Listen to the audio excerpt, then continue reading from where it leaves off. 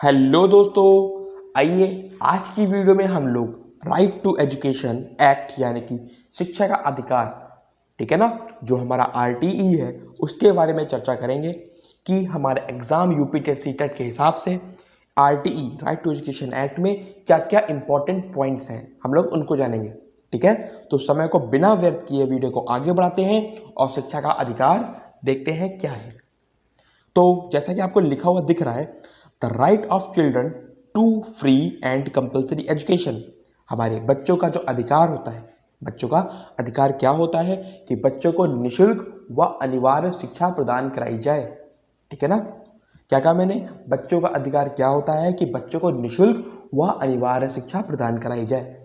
ठीक है, अब जो हमारा शिक्षा का अधिकार था उसकी स्टार्टिंग कहाँ से हुई, आइए वो देखते हैं। ठीक है, जैसे कि लिखा हुआ दिख रहा है, 12 दिसंबर 2002 में 86वें संशोधन द्वारा शिक्षा को मौलिक अधिकार में शामिल किया गया। अब ये क्वेश्चन आ जाता है कि शिक्षा को मौलिक अधिकार किस संशोधन में, ठीक है ना, संविधान के किस संशोधन में शामिल किया गया? तो संविधान के 86वें संशोधन में शिक्षा को मौलिक अधिकार हमारा क्या करा गया, शामिल किया गया। ठीक, और डेट क्या थी? 12 दिसंबर 2002। ठीक, फिर उसके बाद क्या लिखा हुआ है, जो हमारा आरटीई एक्ट है, जो हमारा आरटीई एक्ट है वो सन 2009 में पारित हुआ था। क्या कहा मैंने? जो आरटीई एक्ट है वो सन 2002 में पारित हुआ था, इसीलिए कहते हैं आरटीई एक्ट 2009। ठीक, फिर उसके बाद क्या लिखा हुआ है, राज्यसभा में आरटीई को 20 जुलाई 2009 में प्रस्तुत किया गया। जो हमारी राज्यसभा है वहां पे आरटीई एक्ट के दस्तावेजों को कब प्रस्तुत किया गया? 20 जुलाई 2009 में। और लोकसभा में कब प्रस्तुत किया गया? 4 अगस्त 2009 में। ठीक है ना, ये क्वेश्चन भी आ सकता है कि लोकसभा में आरटीई एक्ट को कब प्रस्तुत किया गया? तो अगस्त 2009 में प्रस्तुत किया गया। ठीक है ना, इतने सब प्रक्रियाओं के बाद राष्ट्रपति के द्वारा आरटीई को मंजूरी 26 अगस्त 2009 को दी गई। ठीक है ना, तो हमारा जो आरटीई एक्ट है, ठीक है ना, उसकी मंजूरी कब दी गई? 26 अगस्त 2009 में। ठीक है ना, ये डेट आ सकती है, ये डेट हमारे लिए इंपॉर्टेंट है कि हमारे जो आरटीई की मंजूरी है, जो हमारा आरटीई एक्ट 2009 है उसकी जो मंजूरी है वो कब दी गई थी? 26 अगस्त 2009 में। कब दी गई थी? 26 अगस्त 2009 में। ठीक है ना, फिर उसके बाद जो हमारा आरटीई एक्ट है वो लागू कब हुआ? तो जो हमारा आरटीई एक्ट था वो 1 अप्रैल 2010 को लागू हुआ था, जिसको एक्सेप्ट किसने किया था? जम्मू एंड कश्मीर में। किसने किया था? जम्मू एंड कश्मीर ने इसको एक्सेप्ट किया था। ठीक है ना, तो अगर ये पूछता है कि कब मंजूरी मिली, तो 26 अगस्त 2009, और कब लागू हुआ? 1 अप्रैल 2010 में एक्सेप्ट किया था जम्मू एंड कश्मीर में। ठीक है, 1976 में इसे सामवर्ती सूची में डाला गया। ठीक है, अब आइए बात करते हैं आरटीई एक्ट 2009 में हमारी कुल धाराएं और अध्याय कितने हैं। तो इसमें कुल अध्याय 7 हैं। जो हमारा आरटीई एक्ट है उसमें कुल अध्याय 7 हैं और कुल धाराएं 38 हैं। ये क्वेश्चन आ जाता है कि आरटीई एक्ट में धाराएं कितनी होती है, तो हम लोग कितना लगाएंगे? 38, और कुल अध्याय कितने हैं तो कितना लगाएंगे? 7। ठीक है, और जो हमारे सर्वाधिक धाराएं हैं वो किसमें हैं? अध्याय 4 में। हमारा जो अध्याय 4 है उसमें 12 से 28 यानी कि कुल 16 धाराएं हैं। क्या कहा मैंने? अगर क्वेश्चन आता है कि कुल धाराएं कितनी है तो हमारी 38 है, और क्वेश्चन आए कुल अध्याय कितने हैं तो हमारे 7 हैं। और अगर पूछा जाए कि सर्वाधिक धाराएं किस अध्याय में है, सर्वाधिक धाराएं हमारी चौथे अध्याय में है। उसमें कितनी धाराएं हैं? उसमें 12 से 28 तक यानी कि कुल 16 धाराएं हैं। ठीक है, और जो हमारा आरटीई एक्ट है उसमें अनुसूची कितनी है? उसमें एक अनुसूची है। ठीक है ना, ये 1 पॉइंट्स हैं, ये हमारे एग्जाम में डायरेक्टली पूछे जा सकते हैं। ठीक है, तो इनको आप लोग एग्जाम के पहले एक बार जरूर देख लीजिएगा। ठीक, फिर उसके बाद क्या लिखा हुआ है? उसके बाद लिखा है 21A अनुच्छेद में 6 से 14 वर्ष तक निःशुल्क एवं अनिवार्य शिक्षा का मूल अधिकार के रूप में जोड़ा गया। जो हमारा अनुच्छेद 21A है, जो हमारा अनुच्छेद 21A है उसमें 6 से 14 वर्ष तक के बच्चों के लिए निःशुल्क व अनिवार्य शिक्षा मूल अधिकार के रूप में जोड़ा गया। और यही हमारा आरटीई एक्ट 2009 था कि बच्चों को, कितने साल के बच्चों को, 6 से 14 वर्ष के बच्चों को निःशुल्क व अनिवार्य शिक्षा बच्चों का मौलिक अधिकार होगा। बच्चों का मौलिक अधिकार क्या होगा? निःशुल्क व अनिवार्य शिक्षा। ठीक है। अब बात आती है कि जनरल एज, जो हमारे बच्चे शारीरिक रूप से स्वस्थ हैं उनके लिए जो निःशुल्क व अनिवार्य शिक्षा होगी वह 6 से 14 वर्ष की होगी। ठीक है ना।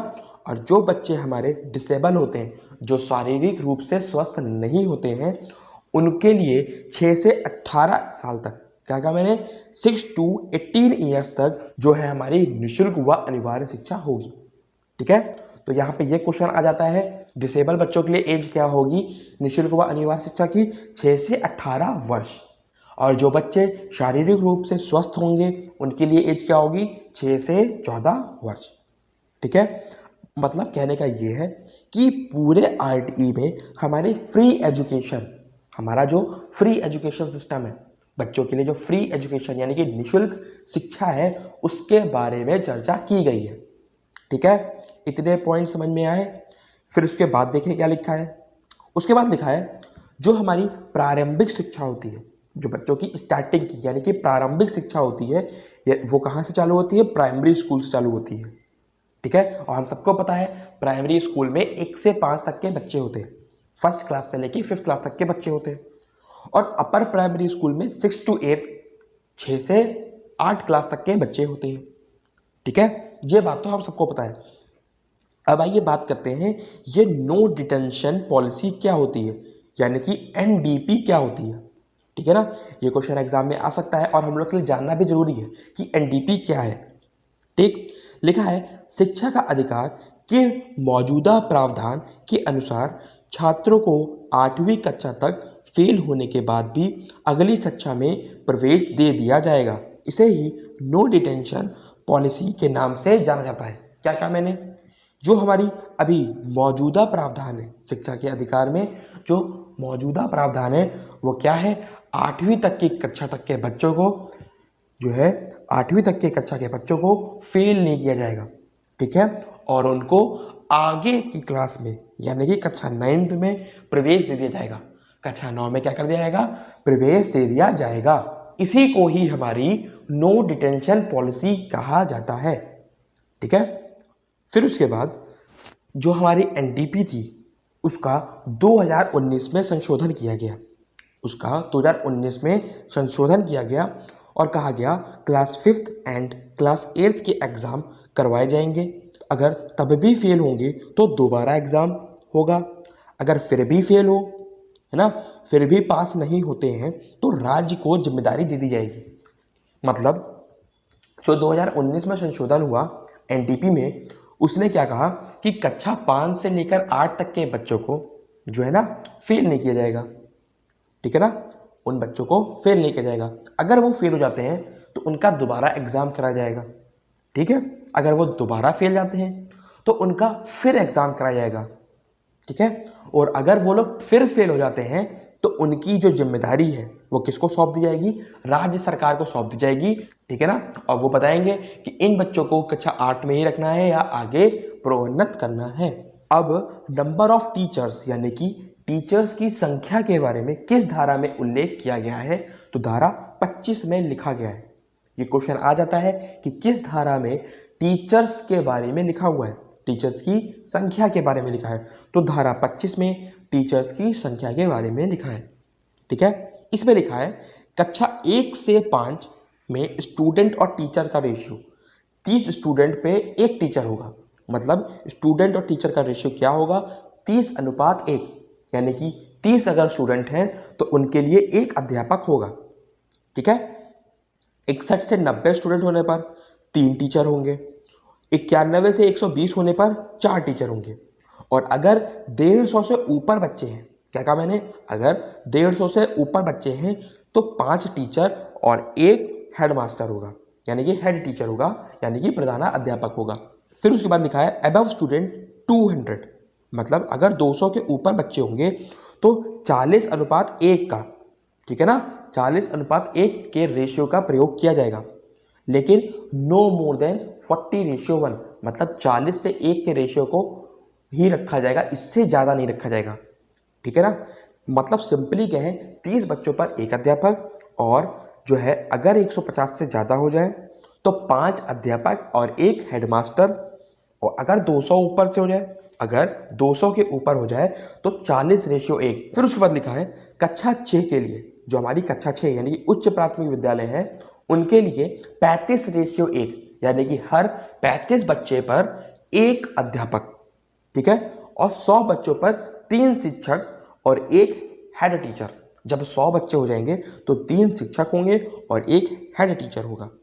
ठीक है, फिर उसके बाद प्राथमिक स्कूल की दूरी, जो हमारे प्राथमिक स्कूल की दूरी होनी चाहिए वो क्या होनी चाहिए, 1 किलोमीटर होनी चाहिए गांव से।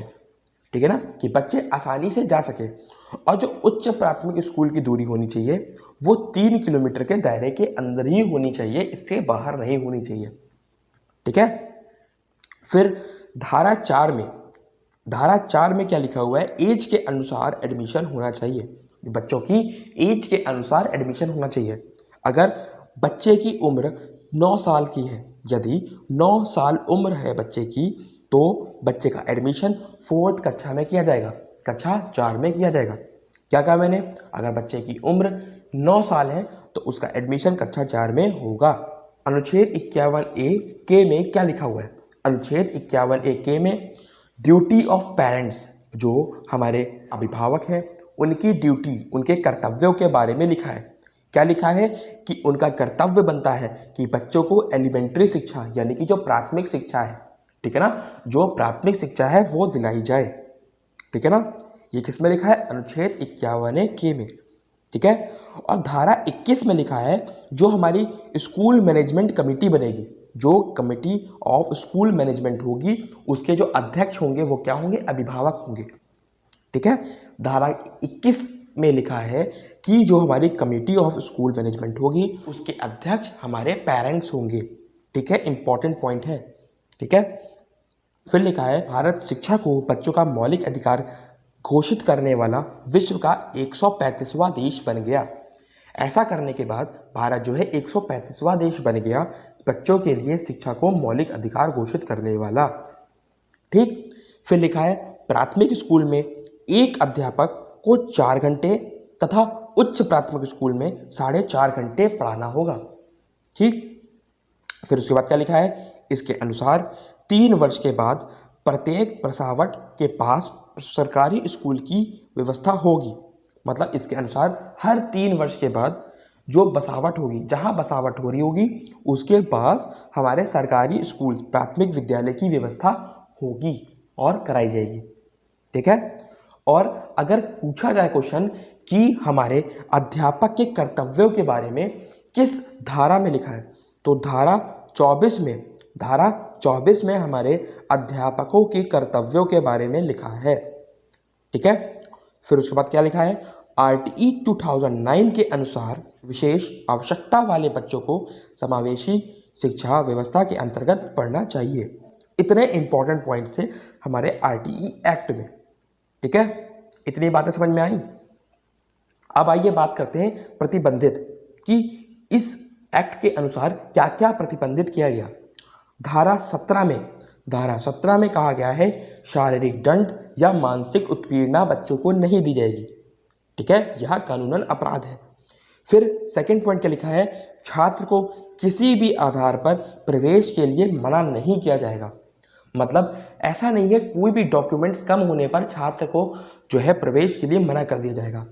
ठीक है ना, तो छात्र को किसी भी आधार पर प्रवेश के लिए मना नहीं होगा। ठीक है, मुफ्त फीस, मतलब जो बच्चों की पढ़ाने की फीस होगी वो क्या होगी, मुफ्त होगी। ठीक है, 25% EWS प्राइवेट स्कूल, मतलब प्राइवेट स्कूलों में EWS कितना होगा, 25%। ठीक है, फिर लिखा है अध्यापक द्वारा प्राइवेट ट्यूशन नहीं पढ़ाई जाएगी। जो अध्यापक हमारे प्राथमिक विद्यालय में पढ़ाएंगे वो प्राइवेट कोचिंग या ट्यूशन नहीं पढ़ा सकते, इसका उल्लेख धारा 28 में किया गया है। ठीक है, स्कूल रिकॉग्निशन होना चाहिए। फिर उसके बाद अब स्कूल के बारे में देख लेते हैं। अब लिखा हुआ है एक क्लास में एक teacher, separate toilet, kitchen, playground, library, play material, water, store room.